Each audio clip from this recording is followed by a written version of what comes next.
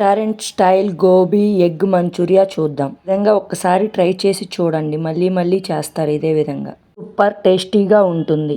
ముందుగా క్యాలీఫ్లవర్ తీసుకోవాలి. క్యాలీఫ్లవర్లో పురుగులు ఉంటాయి, అవి చూసుకుంటూ కట్ చేసుకోవాలి. చేసుకున్న క్యాలీఫ్లవర్ని వాటర్లో వేసుకొని మంచిగా కడుక్కోవాలి. స్టవ్పై గిన్నెలో వేడి నీళ్ళు పెట్టుకొని బాగా వేడి నీళ్ళు మరిగాక ముందుగా కడుక్కున్న క్యాలీఫ్లవర్ అందులో వేసుకొని ఒక 2 నిమిషాలు ఉంచుకోవాలి.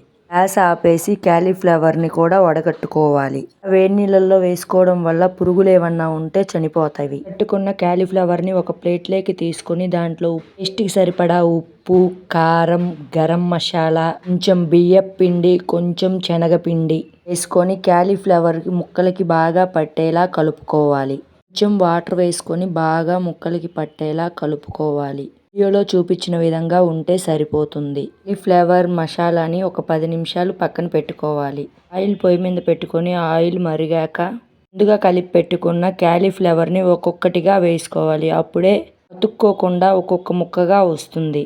అన్నీ వేసుకున్న తర్వాత కొంచెం సేపు కదపకుండా ఉండాలి. 2 నిమిషాల తరువాత వీడియోలో చూపించిన విధంగా కలుపుకోవాలి. 2 వైపులా గోల్డెన్ కలర్ వచ్చే వరకు ఫ్రై చేసుకోవాలి.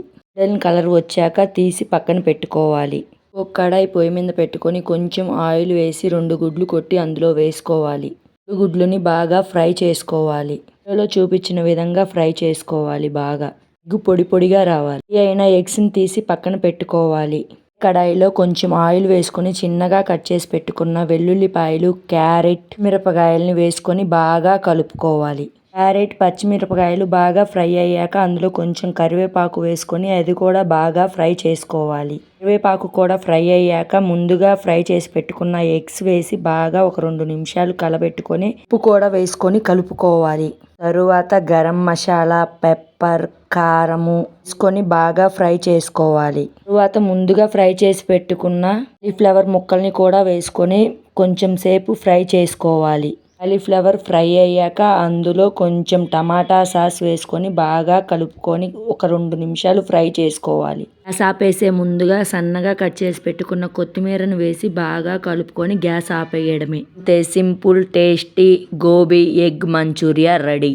సూపర్ టేస్టీగా ఉంటుంది. ఈసారి ఈ పద్ధతిలో ట్రై చేసి మీకు ఎలా వచ్చిందో కామెంట్ రూపంలో తెలియజేయగలరు. గోబీ ఎగ్ మంచూరియాని ప్లేట్లోకి సర్వ్ చేసుకొని దానిపైన సన్నగా కట్ చేసుకున్న ఉల్లిపాయలతో తింటే సూపర్ టేస్టీగా ఉంటుంది. పైన క్రిస్పీగా, లోపల స్మూత్గా చాలా బాగుంటుంది.